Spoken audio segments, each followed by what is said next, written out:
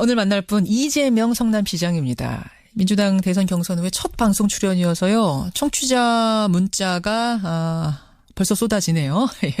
마침 다음 주에 다보스 포럼 초청을 받아서 출국을 하기도 하시고요. 또 성남시가 무상교복 정책도 내놨고요. 이래저래 궁금한 게 많습니다. 여러분 질문 보내주세요. 제가 받으면서 대신 질문하면서 진행하도록 하죠. 이재명 성남시장 연결이 되어 있습니다. 시장님 안녕하세요. 네, 오랜만이죠. 반갑습니다. 야, 대선 때는 정말 자주 출연하셨었는데 그동안 어떻게 지내셨어요? 조용히 지켜보고 있고요. 저도 좀 되돌아보고, 또 성남시장이니까, 시장으로 할 일도 많아서, 그냥 열심히 일하고 있습니다. 되돌아보셨어요? 그러면 되돌아보게 되죠. 되돌아보지 않으면 사람이겠습니까? 이제는 좀 여유를 가지고 이렇게 자평을 하실 수 있을 것 같은 시점이 됐습니다. 네네. 돌아보면 그 대선 기간, 어떻습니까? 일단 너무 정신없었고, 총체적으로 보면, 역시, 부족했다. 그야말로 총체적 부족. 예를 들면, 준비도 부족했고, 역량도 부족했고, 충분히 채우지도 못했고, 정말 많이 더 준비해야 되겠다는 생각하죠. 내가 부족했다. 수양도 많이 부족했던 것 같고요. 수양도 부족했다 생각했어요. 수양도 부족했다. 근데 이제 이런 걸 치르고 나면은 크든 작든 상처라는 게 남잖아요. 네네. 그런 상처는 안 받으셨어요? 근데 대개는 그 상처라고 하는 게, 또 성장의 계기가 되죠. 그 상처 없이 성장할 수는 없는 거니까요. 상처가 예를 들면, 저 자신으로부터 생겨난 것들이 거의 대부분이고, 또 경쟁이라고 하는 게 기본적으로, 상호도 또 예를 들면 공방이라고 하는 게 있으니까. 저도 상처 입기도 하지만 저 때문에 상처 입은 분들도 있으니까. 그거는 오히려 제가 되돌아봐야 될 부분이죠. 유행가 가사 같지만 아픈 만큼 성숙해지셨습니까? 그거 진짜 맞습니다. 저도 이제 이번에 제 인생에서 가장 큰 일을 한번 치러본 건데요. 그래요. 그 이전에도 그랬지만 크게 도움이 됐습니다. 크게 성숙했다 이런 말씀. 이 질문 제가 보내주십시오 했더니 벌써 질문 들어오는데 청취자 2427님이 그 대선 기간을 자평해보자면 그럼 몇 점 정도 스스로에게 주시겠습니까? 과락 수준은 아니었던 것 같고요. 낙제 수준은 아니었던 것 같고. 너무 낮게 주신 거 아니에요? 그냥 겨우 낙제를 면한 수준이었던 것 같습니다. 겨우 낙제를 면한 수준이요. 굉장히 짜게 스스로를 그러면서 나는 부족했다. 후회되는 게 사실 많아요. 많으세요. 제일 후회되는 건 뭡니까? 제가 전쟁과 경쟁을 구분하자라고 이제 수없이 말했고 우리는 하나의 팀이다라고 얘기했는데 제가 어느 순간에 보니까 약간 전쟁 쪽으로 기울어 있었던 것 같아요. 그러니까 불필요하게, 과도하게 공격한다든지, 그런 것들이 좀 지나고 나니까 아무 쓸데없이 그랬다는 생각도 들고, 그 때문에 눈살 찌푸린 분도 좀 계셨던 것 같아서요. 그게 제가 이제 워낙 평생 그야말로 시민단체로 또 일종의 공격수로 자라와서. 좀 저는 많이 자중한다고 했는데 나름 자중했는데 다른 쪽에서 느끼기에는 너무 지나치다 이런 것들이 있었던 것 같습니다. 어느 순간 전쟁과 경쟁을 내가 구분 못한 것 약간 경계를 넘어갔던 것 같아요. 제일 아프다.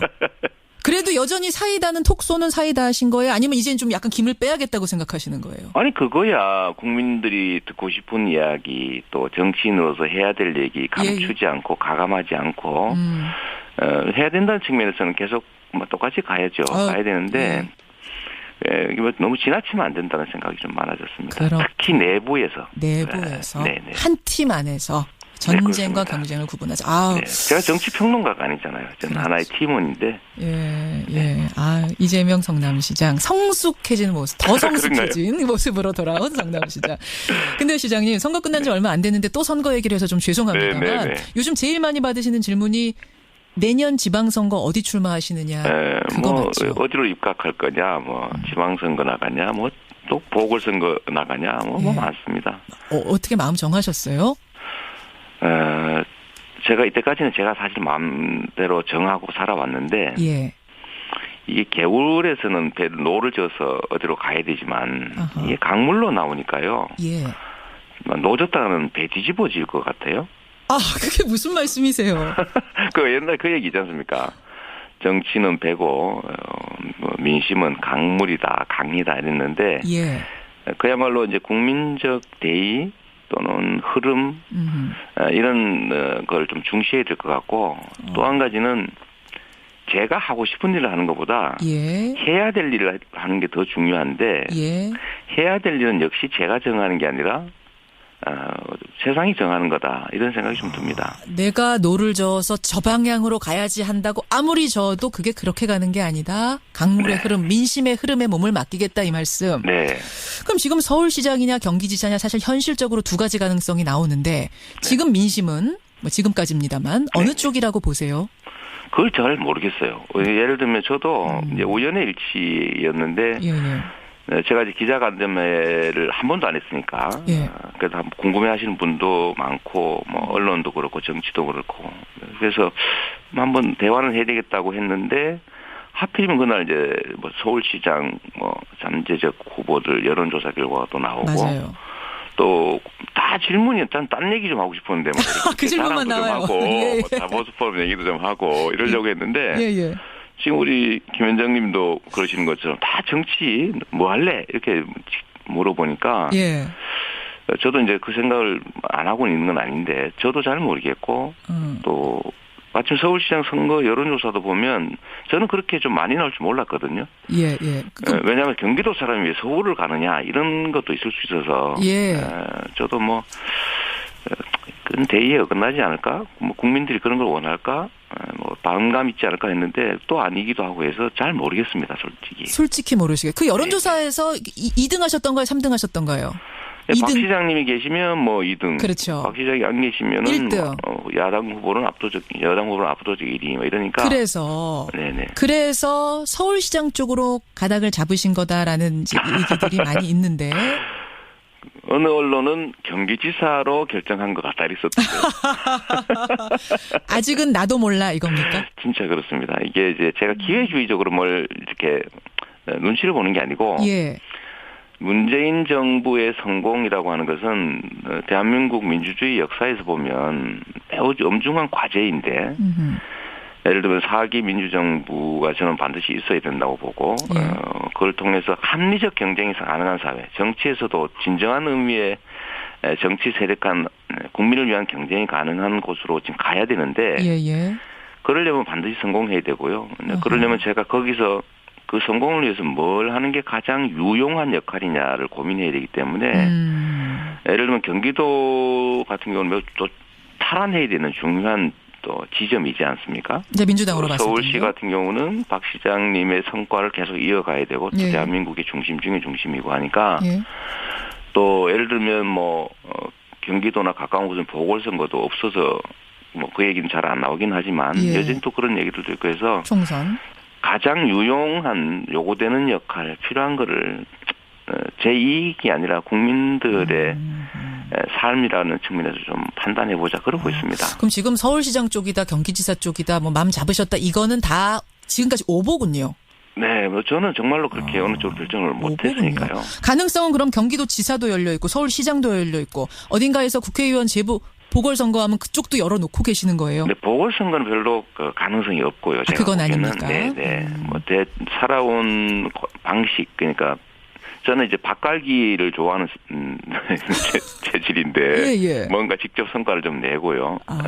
좀 그런 측면에서 보면 지방행정 또 뭐 행정이라고 게 가장 직접적이고 중요하니까 그 연장선상으로 가는 것이 좋다는 생각은 하죠. 알겠습니다. 이것에 대한 답은 아직 모르겠다 쪽이시라면 청취자 강주인 님이 주신 이것에 대해서는 답을 하실 수 있을 것 같아요. 어떤 질문이냐면 다음 대선 때도 이 시장님 뵙는 건가요? 이 질문 강주희 님이 주셨습니다.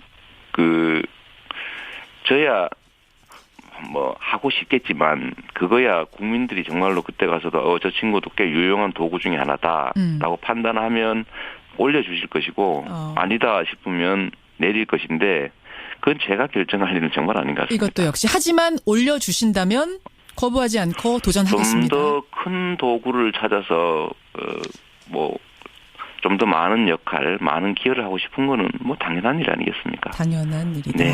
예. 물론 여러분 올려주신다는 전제하에 그러면 열심히 하겠습니다. 도전하겠습니다. 강주희님 답변 되셨죠? 한 분이 이런 질문 주셨어요. 아까 박원순 시장 삼선 도전 얘기 하셨는데 만약 박원순 시장이 삼선 도전 서울시장에 하겠다라고 할 경우에는 그럼 양보하실 생각을 가지고 계시는 건가요? 그 뭐 양보라고 할 수는 없을 것이고요. 저는 우리 여권 내에 소위 유용한 자원이라고 하는 게 무한대로 있는 건 아니고 해서 예.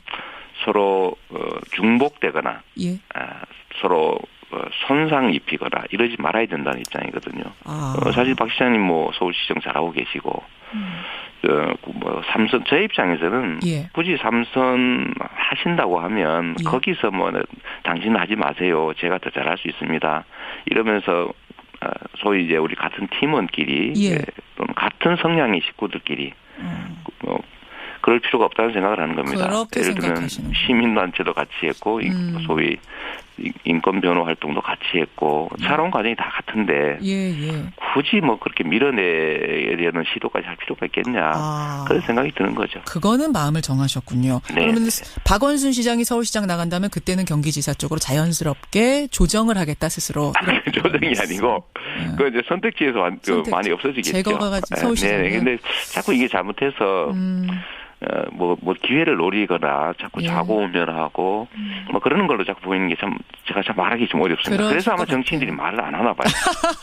말을 하면 이렇게 되니까. 이재명 시장님은 그나마 또 거침없이 솔직하게 얘기하는 게 매력이라. 말을 해야 된다고 생각하죠. 왜냐하면 그게 국민의 도구인데 맞아요. 그 도구나 대리인들이 자기 이익 때문에 말 안 하고 국민들이 뭐 그야말로 좀 판단이 어렵게 만들면 안 된다. 최대한 정보 제공하고 그렇죠. 국민들에게 맡겨야 된다고 생각하니까 얘기를 했는데 그게 잘못하니까 눈치 보고 이러는 걸로 자꾸 오해가 되더군요. 청취자 1202님이요. 솔직하고 담백한 말씀 좋습니다. 여전히 희망의 아이콘이십니다. 이런 응원 문자 들어오니까 일단 힘내시고요. 네. 이재명 성남시장 만나고 있습니다. 문재인 대통령 취임한 지 이제 한 달 됐습니다. 네네. 이 얘기를 좀 해보죠. 잘하고 계십니까? 제가 보기엔 아주 잘하고 계시고요. 지금 뭐 잘하냐 못하냐 평가하는 거는 선수가 경기를 하고 나면 경기의 과정이나 경기의 결과를 보고 평가해야지. 지금 아직 그 경기 시작도 안 해가지고 몸 풀고 있는데 이제 선수 지명 받아서 몸 풀고 있지 않습니까? 근데 몸 풀고 있는 거 보고 저 못하네 잘하네 이러면 그 경기가 잘 될 리가 없잖아요. 아직은 평가할 수 있는 단계는 아니고 격려할 때입니다. 격려할 때다.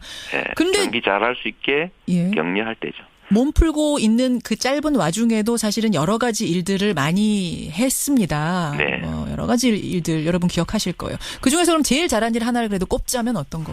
저는 뭐 국정교과서 폐지라든지 또는 뭐 성과 상여제 폐지라든지 뭐 이런 것들은 그냥 말로 하면 되지 않습니까? 말로 하면 되는데 정부 정책이니까요. 그런 건 당연히 해야 되는 거고 또는 낮은 자세로 국민을 섬기는 걸 확실하게 보여준다든지 권위를 내려놓는다든지 권위주의적이지 않게 행동한다든지 하는 건 정말 잘하는 거고요. 그러나 사실 그런 건 쉽게 할 수 있는 거니까 다만 제가 보기에 진짜 잘한 거는 원전 제로 정책으로 가기로 결정하는 겁니다. 이런 건 실천이거든요. 그렇군요. 이건 말로 되는 게 아니고 이때까지 다른 정부들도 하려고 했고 국민들도 많이 요구했지만 소위 원전 마피아라든지 기득권 세력들의 저항 때문에 못했는데 그 결정을 하는 거고 진짜구나. 진짜 많은 걸 할 수 있겠네라는 생각이 들었습니다. 원전 정책 보면서 그 생각. 그건 쉽지 않죠. 제가 드리고 싶은 말씀이 하나 있는데요. 어떤 건가요? 자꾸 이게 뭐 지지율 얘기 자꾸 묻고 하니까 지지율을 고공으로 유지하려고 하는 욕망이 생기지 않습니까? 저는 지지율은 50%를 살짝 넘는 정도를 아주 오랫동안 유지하는 게 제일 중요하다고 생각해요. 아니 지지율 50% 살짝 넘는 거면 그렇게 높은 거 아닌데? 아닙니다. 이게 상당히 어렵습니다. 사실은. 임기 초기에는 기대가 높으니까요. 또 기대에 부응하려고 노력하고 시작하자마자 엉망인 사람은 좀 특수한 예죠. 시작에는 다 높고요. 높죠. 기대가 있으니까. 80, 90까지 갔던 대통령도 있죠. 그렇습니다. 초반에. 근데 시간이 지나면 이제 국민들은 내 삶이 어떻게 바뀌었느냐를 보고 실제로 판단하기 시작하는데 말로 안 넘어가는 거죠. 삶이 어떻게 바뀌었냐. 그렇죠. 그러면 서서히 떨어지기 시작하는데 이 말을 많이 해놓을수록 실망이 커지죠. 아. 실천을 해야 됩니다. 예. 근데 실천을 꾸준히 해서 진짜 내 삶이 바뀌는구나. 이 점에서 바뀌었구나. 나한테 기회가 늘어났구나. 예. 희망이 좀 더 생기겠네.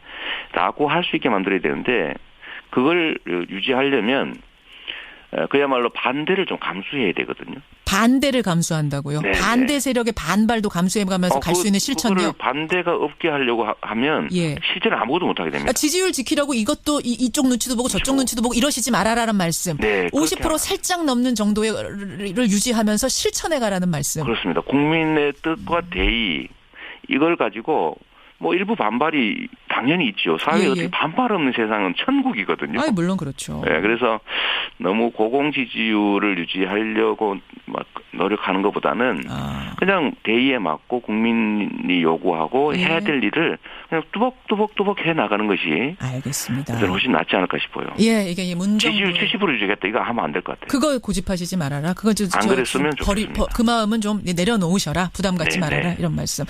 그나저나 성남시에서는 지금 고등학교까지 무상교복 사업 추진 중이라고 하시더라고요. 근데 의회에서는 있는 집 애들까지 뭐 교복을 무상으로 줄 필요 있느냐? 이것도 포퓰리즘 아니냐? 이건 어떻게 생각하세요? 있는 집에서는요 세금을 더 많이 냅니다. 압도적으로 세금을 더 많이 내죠. 이미 세금을 내는 과정에서 차등이 이루어지고 있기 때문에 지출 과정에 반드시 또 차등을 해야 될 필요가 있다는 것은 도구마고요. 또 한 가지는 28만 원은 30만 원 지원하는데 한 집에 학생 한 명당 그거를 잘 사냐 못 사냐 조사를 하면 상처가 될 뿐만 아니라 몇 명이나 골라낼 수 있겠습니까? 그리고 골라내서 얻는 경제적 이익 예를 들어 10명 골라봐야 300만 원이고요. 100명 골라내도 3천만 원인데 한 명 인력을 써도 3천만 원이 더 듭니다. 그 골라내는 인력. 불필요한 낭비죠. 급식 때와 비슷한 그렇습니다. 생각하면 된다. 뭐 골라내봐요. 몇 명이나 골라내서 얼마나 아끼겠습니까? 그렇군요. 그런 말씀. 나머지 실제로 대상자 대부분은 상처 입죠. 근데 그런 거 하지 말자고 하는 게 정부고 재정 정책이죠. 그러면은 무상 급식, 무상 교복 또 생각하고 계시는 거 있으세요? 저는 이번에 하고 싶었던 것이 이제 고등학교 무상 교육이었죠. 중학교까지는 이제 의무 교육이라니까 무상으로 하고 있지만 고등학교는 의무 교육이 아니라는 이유로 공납금이라는 걸 내지 않습니까? 내죠. 그게 부담이 엄청나게 커요. 요즘 고등학교 교육은 국민적 상식으로는 의무인데 세금 내는 국민들 입장에서 전 국가 단위로 보면 한 2조 5천억 미만이면 되는데 세금. 알겠습니다. 무상 2조 5천억 얼마 안 되잖아요. 고교 교육도 시도를 해보겠다. 성남시 단위에서는 그렇게까지 할 수는 없으니 이제 교복이라도 해주자. 뭐 해봐야 30만 원이고 그렇군요. 연간 30억 정도 드는 건데 마음이거든요. 알겠습니다. 돈이 없으면 못하는 건 아닙니다. 사실. 알겠습니다. 청취자 질문 주십시오 했더니 이 질문도 많이 들어오는데요. 이게 아마 시간상 마지막이 될 것 같습니다. 지금 여소야대에서 국회가 꽉 막혀 있는 상황. 아까 문재인 정부에 드리는 조언 하셨다면 이번에는 야당에 대해서 한 말씀 조언해 주실 수 있습니까? 이 질문. 업보라고 하는 걸 생각해 주시면 좋을 것 같아요. 업보요? 네. 이게 이미 야권 그중에서도 자유한국당이 처한 입장이나 위치는 본인들이 한 것에 따른 업보고요. 업보를 치르는 중입니다. 업보를 치르는 중? 네, 그렇습니다. 말이 좀 어려운데. 잘못했잖아요. 지금까지 잘못. 잘하면 잘한 대로, 잘못하면 잘못한 대로 다 자기가 돌려받는다. 잘못했거든요. 반성해야 되고요. 두 번째는 또 잘해야 다음에 기회가 생기지 않습니까? 제가 보기에는 잘하는 게 아니라 회방 놓는 일을 주로 하고 있는 것 같아요. 지금까지 보시기엔 그렇게 보이세요? 네. 국가에게 어떤 게 도움이 될까, 국민에게 어떤 게 도움이 될까를 고민해서 더 잘하려고 하는 게 아니고 이 더 잘하는 거 이거 하자라는 요소를 찾기가 어려워요. 물론 반대가 이제 야당의 주된 역할이긴 하지만 좀 적당히 했으면 좋겠습니다. 아까 말씀드렸던 것처럼 기회는 주고 예를 들면 선수 지명받아가지고 경기 나가려고 막 이제 몸 풀고 있는데 야, 몸 푸는 자세가 그게 뭐냐, 왜 그 글러브를 그렇게 끼냐, 글러브 색깔이 그게 뭐냐 이러면 안 되거든요. 그렇게 하지 말아라. 네, 좀 기회도 좀 주고. 알겠습니다. 본인들도 그래야 기회가 생깁니다. 업보라고 말씀을 하셨어요. 근데 업도 쌓지 말라는 거예요. 지금도 이미 업보를 겪고 있지만 앞으로도 업을 쌓지 않아야 과보를 받지 않는다. 오랜만에 출연하셔서 제가 질문을 막 쏟아냈는데요. 이젠 자주 나오실 거죠? 네, 자주 불러주십시오. 여기까지 오늘 말씀 듣겠습니다. 고맙습니다. 네, 감사합니다. 이재명 성남시장이었습니다. 예, 오늘 만날 분 이재명 성남시장입니다. 민주당 대선 경선 후에 첫 방송 출연이어서요. 청취자 문자가 벌써 쏟아지네요. 마침 다음 주에 다보스 포럼 초청을 받아서 출국을 하기도 하시고요. 또 성남시가 무상교복 정책도 내놨고요. 뭐 이래저래 궁금한 게 많습니다. 여러분 질문 보내주세요. 제가 받으면서 대신 질문하면서 진행하도록 하죠. 이재명 성남시장 연결이 되어 있습니다. 시장님 안녕하세요. 네, 오랜만이죠. 반갑습니다. 야, 대선 때는 정말 자주 출연하셨었는데 그동안 어떻게 지내셨어요? 뭐 조용히 지켜보고 있고요. 또 저도 좀 되돌아보고 또 성남시장이니까 예. 시장으로 할 일도 많아서 그냥 열심히 일하고 있습니다. 되돌아보셨어요? 그러면 되돌아보게 되죠. 되돌아보지 않으면 사람이겠습니까? 이제는 좀 여유를 가지고 이렇게 자평을 하실 수 있을 것 같은 시점이 됐습니다. 네네. 돌아보면 그 대선 기간 어떻습니까? 일단 너무 정신없었고, 총체적으로 보면, 역시, 부족했다. 그야말로 총체적 부족. 예를 들면, 준비도 부족했고, 역량도 부족했고, 충분히 채우지도 못했고, 정말 많이 더 준비해야 되겠다는 생각하죠. 내가 부족했다. 수양도 많이 부족했던 것 같고요. 수양도 부족했다 생각이, 수양도 부족했다. 근데 이제 이런 걸 치르고 나면은 크든 작든 상처라는 게 남잖아요. 네네. 그런 상처는 안 받으셨어요? 근데 대개는 그 상처라고 하는 게, 또 성장의 계기가 되죠. 그 상처 없이 성장할 수는 없는 거니까요. 상처가 예를 들면, 약한 경계를 넘어갔던 것 같아요. 제일 아프다. 그래도 여전히 사이다는 톡 쏘는 사이다 하신 거예요? 아니면 이제는 좀 약간 김을 빼야겠다고 생각하시는 거예요? 아니, 그거야 국민들이 듣고 싶은 이야기, 또 정치인으로서 해야 될 얘기 감추지 않고 가감하지 않고 해야 된다는 측면에서는 계속 똑같이 가야죠. 가야 되는데 너무 지나치면 안 된다는 생각이 좀 많아졌습니다. 특히 내부에서. 한 팀 안에서. 전쟁과 경쟁을 구분하자. 제가 정치 평론가가 아니잖아요. 저는 하나의 팀원인데. 이재명 성남시장 성숙해진 모습, 더 성숙해진 모습으로 돌아온 성남시장. 근데 시장님 선거 끝난 지 얼마 안 됐는데 또 선거 얘기를 해서 좀 죄송합니다만 요즘 제일 많이 받으시는 질문이 내년 지방선거 어디 출마하시느냐. 그거 맞죠? 어디로 입각할 거냐, 지방선거 나가냐, 또 보궐선거 나가냐, 많습니다. 어떻게 마음 정하셨어요? 제가 이때까지는 제가 사실 마음대로 정하고 살아왔는데, 이게 개울에서는 노를 져서 어디로 가야 되지만, 이게 강물로 나오니까요. 노졌다가는 배 뒤집어질 것 같아요. 그게 무슨 말씀이세요? 옛날 그 얘기 있지 않습니까?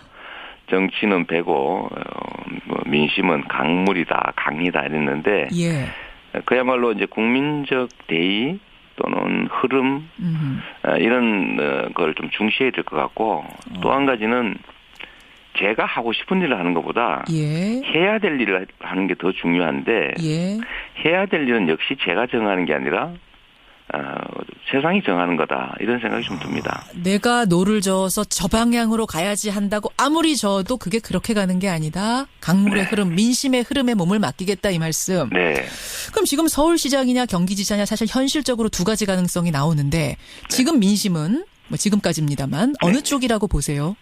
그걸 잘 모르겠어요. 예를 들면 저도 이제 우연의 일치였는데 제가 이제 기자간담회를 한 번도 안 했으니까.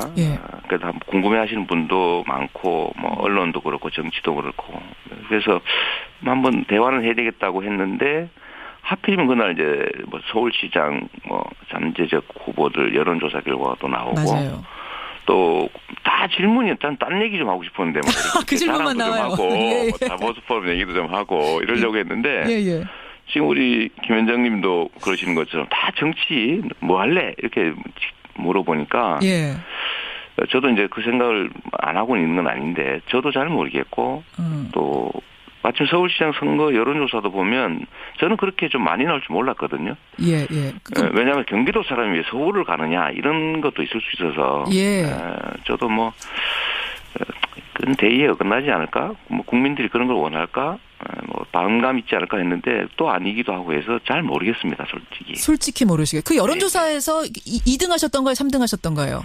박 2등. 시장님이 계시면 뭐 2등. 그렇죠. 박 시장이 안 계시면은 1등. 야당 후보는 압도적 1위 뭐 이러니까. 그래서 서울시장 쪽으로 가닥을 잡으신 거다라는 얘기들이 많이 있는데. 어느 언론은 경기지사로 결정한 것 같다 이랬었는데. 아직은 나도 몰라 이겁니까? 진짜 그렇습니다. 이게 이제 제가 기회주의적으로 뭘 이렇게 눈치를 보는 게 아니고. 예. 문재인 정부의 성공이라고 하는 것은 대한민국 민주주의 저 자신으로부터 생겨난 것들이 거의 대부분이고 또 경쟁이라고 하는 게 기본적으로 상호도 또 예를 들면 공방이라고 하는 게 있으니까 예. 뭐 저도 상처 입기도 하지만 뭐 저 때문에 상처 입은 분들도 있으니까 그거는 오히려 뭐 제가 되돌아봐야 될 부분이죠. 유행가 가사 같지만 아픈 만큼 성숙해지셨습니까? 그거 진짜 맞습니다. 저도 이제 이번에 제 인생에서 가장 큰 일을 한번 치러본 건데요. 그래요. 예. 그 이전에도 그랬지만 크게 도움이 됐습니다. 크게 성숙했다 이런 네. 말씀. 이 질문 제가 보내주십시오 했더니 벌써 질문 들어오는데 청취자 2427님이 네. 그 대선 기간을 자평해보자면 그럼 몇 점 정도 스스로에게 주시겠습니까? 뭐 꽈락 수준은 아니었던 것 같고요. 낙제 수준은 아니었던 것 같고. 너무 낮게 주신 거 아니에요? 그냥 겨우 낙제를 면한 수준이었던 것 같습니다. 겨우 낙제를 면한 수준이요. 네. 굉장히 짜게 스스로를 그러면서 나는 부족했다. 후회되는 게 사실 많아요. 많으세요. 네. 제일 후회되는 건 뭡니까? 제가 전쟁과 경쟁을 구분하자라고 제가 수없이 말했고 우리는 하나의 팀이다라고 얘기했는데 제가 어느 순간에 보니까 약간 전쟁 쪽으로 기울어 있었던 것 같아요. 그러니까 불필요하게 과도하게 공격한다든지 뭐 그런 것들이 좀 지나고 나니까 아무 쓸데없이 그랬다는 생각도 들고 그 때문에 눈살 찌푸린 분도 좀 계셨던 것 같아서요. 그게 제가 이제 워낙 평생 그야말로 뭐 시민단체로 뭐 일종의 공격수로 자라와서 좀 저는 많이 자중한다고 했는데 나름 자중했는데 다른 쪽에서 느끼기에는 너무 지나치다 이런 것들이 있었던 것 같습니다. 어느 순간 전쟁과 경쟁을 내가 구분 못한 거. 이 역사에서 보면 매우 엄중한 과제인데 예를 들면 4기 민주정부가 저는 반드시 있어야 된다고 보고 그걸 통해서 합리적 경쟁이 가능한 사회, 정치에서도 진정한 의미의 정치 세력간 국민을 위한 경쟁이 가능한 곳으로 지금 가야 되는데 그러려면 반드시 성공해야 되고요. 그러려면 제가 거기서 그 성공을 위해서 뭘 하는 게 가장 유용한 역할이냐를 고민해야 되기 때문에 예를 들면 경기도 같은 경우는 매우 또 탈환해야 되는 중요한 또 지점이지 않습니까? 네, 민주당으로 봤을 때 서울시 같은 경우는 박 시장님의 성과를 계속 이어가야 되고 또 대한민국의 중심 중에 중심이고 하니까 또 예를 들면 뭐 경기도나 가까운 곳은 보궐선거도 없어서 뭐 그 얘기는 잘 안 나오긴 하지만 여전히 또 그런 얘기들도 있고 해서 총선 가장 유용한 요구되는 역할 필요한 거를 제 이익이 아니라 국민들의 삶이라는 측면에서 좀 판단해보자 그러고 있습니다. 그럼 지금 서울시장 쪽이다 경기지사 쪽이다 뭐 마음 잡으셨다 이거는 다 지금까지 오보군요. 네, 뭐 저는 정말로 그렇게 어느 쪽으로 결정을 못했으니까요. 가능성은 그럼 경기도 지사도 열려 있고 서울시장도 열려 있고 어딘가에서 국회의원 제보 보궐선거하면 그쪽도 열어놓고 계시는 거예요? 네, 보궐선거는 별로 그 가능성이 없고요. 제가 그건 보기에는. 아닙니까? 네. 뭐 살아온 방식 그러니까 저는 이제 밭갈기를 좋아하는 체질인데 뭔가 직접 성과를 좀 내고요. 좀 그런 측면에서 보면 지방행정 또 뭐 행정이라고 게 가장 직접적이고 중요하니까 그 연장선상으로 가는 것이 좋다는 생각은 하죠. 알겠습니다. 이것에 대한 답은 아직 모르겠다 쪽이시라면 청취자 강주인 님이 주신 이것에 대해서는 답을 하실 수 있을 것 같아요. 어떤